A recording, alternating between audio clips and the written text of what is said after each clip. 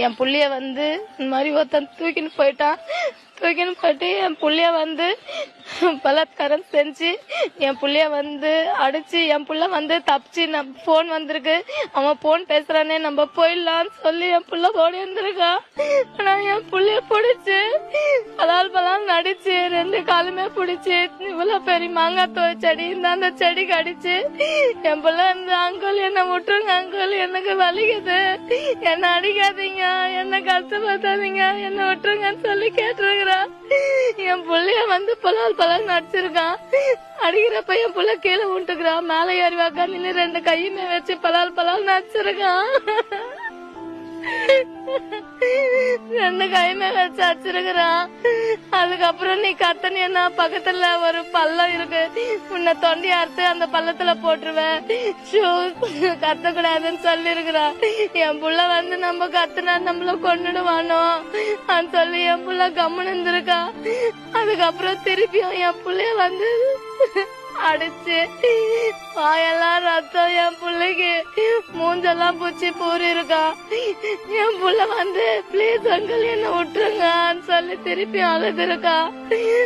திருப்பியும் வந்து என் பிள்ளைய ஓட புடிச்சு 2 காலுமே பரபரன்னு பூச்சி வலிச்சுன்னு வந்துருக்கிறான். என் புள்ள அங்கிள் எனக்கு வலிக்கிறத விட்டுருங்கன்னு என் புள்ள கதறி இருக்கிறான். இருந்தாலுமே என் புள்ளைய உடல பலால் நடிச்சிருக்கிறான். அதுக்கப்புறம் திருப்பியும் அவன் வந்து திருப்பியும் என் பொண்ணமா திருப்பியும் பலாத்காரம் பண்ணிருக்கிறான்.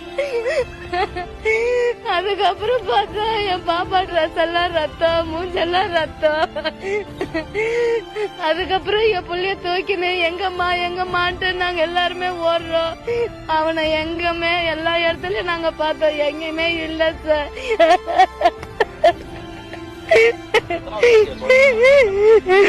4வது படிக்குது சார், 4வது படிக்குது சார். என் புள்ள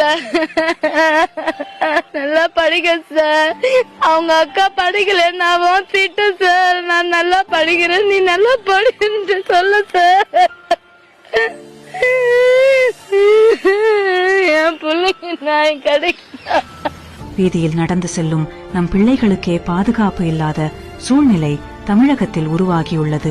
1000 கனவுகளோடு வளர்ந்து வரும் நம் பெண் பிள்ளைகளின் கனவுகளை காம கொடூரர்கள் சிதைக்க, இந்த கொடூரங்களை தடுக்க குறைந்தபட்சமாக குற்றவாளிகளை கைது செய்ய எந்த நடவடிக்கையும் எடுக்காமல் இருக்கும் திறனற்ற பொம்மை முதல்வரை இனியும் நம்ப முடியுமா?